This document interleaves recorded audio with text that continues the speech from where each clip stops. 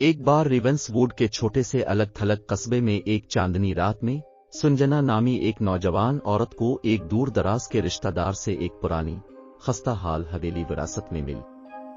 سنجنا منور کے نام سے جانا جاتا ہے۔ مسلط ڈھانچے کی ایک تاریخ تھی جس کے بارے میں قصبے کے لوگ خاموش لہجے میں سرگوشی کرتے تھے۔ سنجنا، جو ایک مہم جوئی کی روح ہے، نے اپنی ناپاک شہرت کے باوجود حویلی میں جانے کا فیصلہ کیا۔ وہ ایک مصنفہ تھیں اور سوچتی تھیں کہ خوفناک ماحول ان کے اگلے ناول کے لیے تحریک فراہم کر سکتا ہے۔ جیسے ہی وہ آباد ہوئی، عجیب و غریب واقعات سامنے آنے لگے۔ راہداریوں میں پراسرار قدموں کی بازگشت سنائی دیتی تھی اور گرم ترین دنوں میں بھی کمروں میں ٹھنڈی لہریں پھیل جاتی تھیں۔ ایک رات سنجنا ماتم کی آواز سے بیدار ہوئی۔ اس نے ایک پوشیدہ گزرگاہ کے نیچے خوفناک چیخوں کا پیچھا کیا اور حویلی کے نیچے ایک چھپا ہوا کمرہ دریافت کیا۔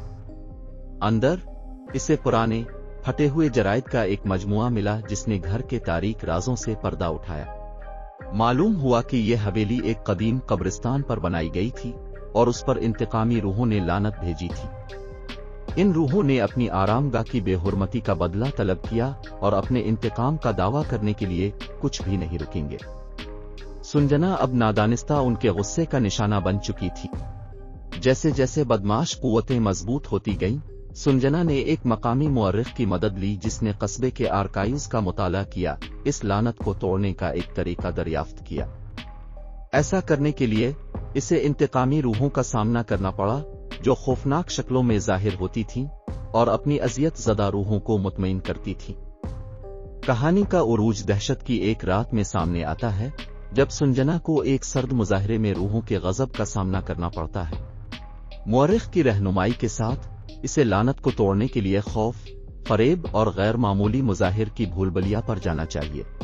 سنجنا منور کا شکار ایک دل دہلا دینے والی خوفناک کہانی ہے جو آبائی روحوں کی طاقت، ماضی کو پریشان کرنے کے نتائج اور ایک عورت کی انتھک مافوق الفطرت قوتوں سے بچنے کے لیے لڑتی ہے۔ یہ نامعلوم کے ذریعے ریڑھ کی ہڈی میں جھنجھلاہٹ کا سفر ہے، جہاں ہمت اور عقل ہی ایک لاتعداد برائی کے خلاف واحد ہتھیار ہیں جو اسے کھا جانے کا خطرہ ہے۔